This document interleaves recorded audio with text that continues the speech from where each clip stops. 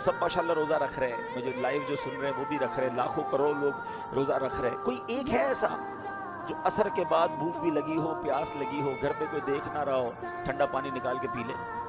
Fruit تیار ہوتا ہے کٹا ہوا، بھائی ابھی افطار میں آدھا گھنٹہ باقی ہے، ابھی زیادہ بھوک لگی ہے، کوئی دیکھ تو نہیں رہا، فروٹ کھا لے؟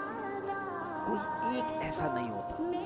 اس قدر اللہ کا خوف یا اللہ دیکھ رہا ہے اس کا یقین ہوتا ہے کہ ہم کلی کرتے ہیں، کلی میں منہ میں پانی چلا گیا نا، اب منہ میں پانی ہے، حلق کتنا دور ہے، ایک قطرہ نہ چلا جائے اس کا خیال رکھ رہے ہوتے ہیں، ورنہ ایک کلی لے لیں اندر کون دیکھ رہا ہے؟ مگر کوئی ایسا نہیں کرتا، کوئی نہیں دیکھ رہا، مگر کون دیکھ رہا ہے؟ کون دیکھ رہا ہے؟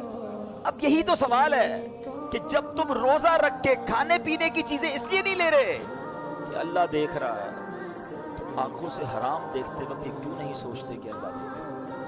کانوں سے حرام سنتے وقت یہ کیوں نہیں سوچتے کہ اللہ دیکھ رہا ہے؟ حرام روزہ